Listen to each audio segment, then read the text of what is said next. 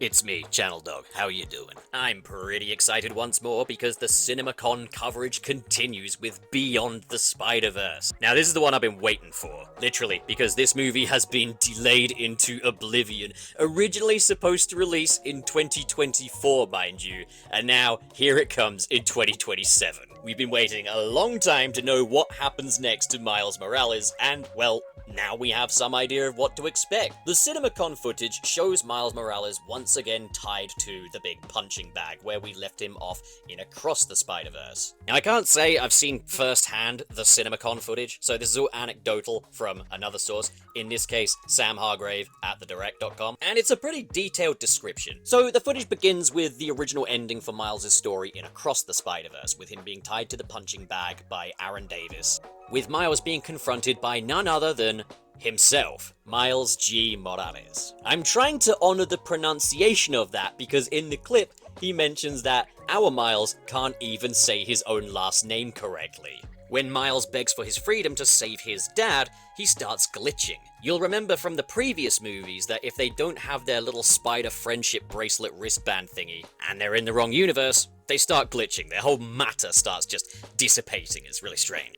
And here's where we see Miles break free, as he quotes Peter B. Parker, "Don't watch the mouth, watch the hands." And then he uses his bioelectricity to break free. See, I told you he was gonna be alright. And then it became kind of a sizzle reel of clips from Beyond the Spider-Verse. And it looks like we're gonna be getting quite a personal Morales story, as we've got Jefferson and Aaron Davis in their more youthful days in a flashback. And I think what we're hearing there is going to probably be clips of the backstory of Miles G. Morales. I'm really sorry for messing that up. These pronunciations do not come naturally to me. Stop making fun of me, Frank! There's a clip where Peter B. Parker asks Peter Porker, aka Spider-Ham, who's back in action, to hold his baby Mayday. I'm starting to think I wouldn't get along well with Peter B. Parker. I hate having babies forced on me. Your baby is your baby, dude. You hold it. Well, Spider-Ham's response to this is genuinely hilarious. When asked to hold the baby, he responds, "Gladly, but I'm all out of milk." That is really, really funny. Do you know what he's referring to there?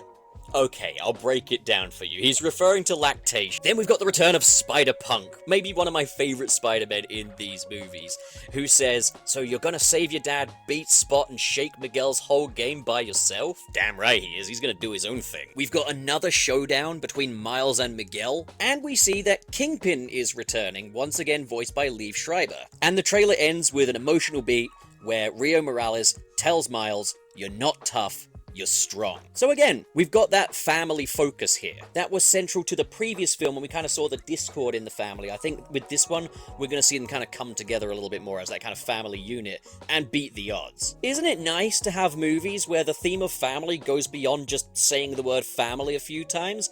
Take notes, Fantastic Four First Steps and the Mario movies. Lord and Miller would then go out to talk to fans on the stage, where they promised that this would be the most emotional Spider-Verse film they've ever made. It's the most spectacular, that there's no rule book, they're going places they've never gone before. That sounds like a lot of, marketing speak and stuff, but I do believe them, because the pedigree with these movies so far has been kind of ridiculous. And also, we'll see that Miles will have to rebuild old friendships, make some new ones, with the most unlikely allies you could imagine. So I'm gonna imagine that what they're referring to there might be Kingpin. Whew, Spider-Man working with the Kingpin, now that is unlikely. And we've also been given a synopsis for the film as well. I'll read it out to you. Miles Morales returns for the final chapter of Sony Pictures Animation's Oscar-winning Spider-Verse saga, Spider-Man Beyond the Spider-Verse.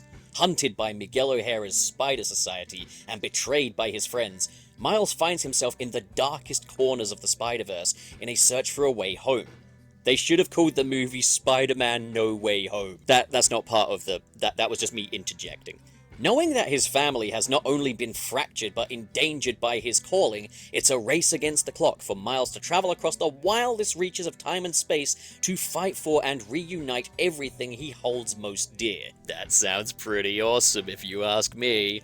I really hope they could stick the landing with this. If that third movie is as good as the other two, we are in for an absolutely golden trilogy, and maybe one of the absolute best trilogies in superhero movies. I'm saying that as someone who lives and dies by the Raimi Spider-Man trilogy. Yep, the third one included. I'm not basic like that. You can see my video on it, where I talk about how awesome that movie is, and why if you disagree, then you're basically worthless. No, but really, these have been the best Spider-Man movies since the Raimi trilogy. And I still like the Home trilogy as well, I think they're fantastic too. But these Spider-Verse movies have just been on a whole different level. We've got some images here as well, and they appear to be in 4:3. I think they've just been cropped. I think that's all that's happened, but my god, if this movie was in 4:3, that would be incredible. We've seen superheroes in 4:3 in Zack Snyder's Justice League, and that aspect ratio really complements them. But I do get the feeling that this is just cropped images. But we got this image here of Jefferson Davis and Miles in an embrace. Maybe this is their, reunion moment. And the animation here looks absolutely gorgeous. The lighting, the way it highlights around the backs of their heads and stuff like that. I mean, golden hour sunset is just a damn good time for movies. So, I'm glad they're making use of this. The backgrounds look as wonderful as ever with all that chromatic aberration on them. This next one here has Miguel O'Hara fighting Miles, so rematch time, and I'm guessing this is just one of those many flash frames that these movies have where to accentuate action, they will have them flash in a different color, but we can see Miles here is all blue and red, while Miguel is black and white. Now, they don't usually just flash random colors when these things happen. There's usually some kind of symbolism to what we're seeing here. There was a moment in Across the Spider-Verse during the final battle with Miguel where Miles glitches and he's back in his prototype costume from Into the Spider-Verse, the one that he got from Party City. That was there to convey fear. Now, given that Miles is now blue and red here, I think he's kind of reflecting the colors of Miguel O'Hara. Maybe in his quest to find and save his dad, he will become equally as extremist as Miguel is. Meanwhile, Miguel is in black and white, conveying kind of maybe a black and white morality system or black and white thinking, because he does have a very all or nothing mentality in these movies. And what's funny is, he is the way he is because of what happened to his own family. I don't see any reality where Miles goes, "You're right, Miguel, I have to let my dad die." No one's gonna do that. You can't expect anyone to do that, and I don't think the audience would ever actually stomach that. The next image is a super dynamic one of Spider-Punk. He looks fantastic here. It's one of those rare occasions where you see him in his true colors. I bet that's gonna be a split second.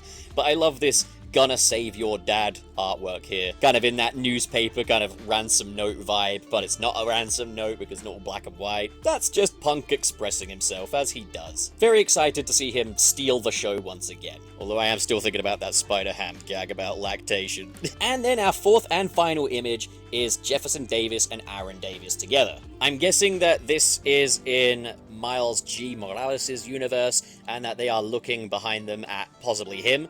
We know that these two had quite a storied past in the main universe, but we didn't really get to see their past together, We didn't get to see how their dynamic kind of soured. We do understand how, though, as Aaron Davis is a career criminal, while Jefferson Davis is a cop. Obviously, these are different versions, although it could just be the main universe, to be fair. This could be a flashback to Miles' own history, maybe. Our Miles. Gosh, that's gonna get confusing. Looking forward to having to clarify that a million times over when it comes time to review this. And that's all we have for Across the Spider-Verse at CinemaCon.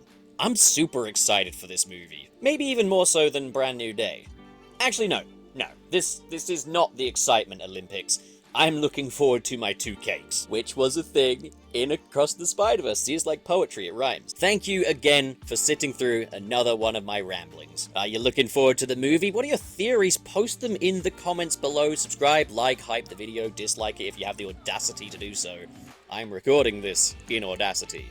And now, a special shout out for the patrons in the $5 and above tier. We have Manalza, KB, Twilord, Biotin, Cirrus the Skeptic, and Mr. SP. Kale Bennett, what the dog doing?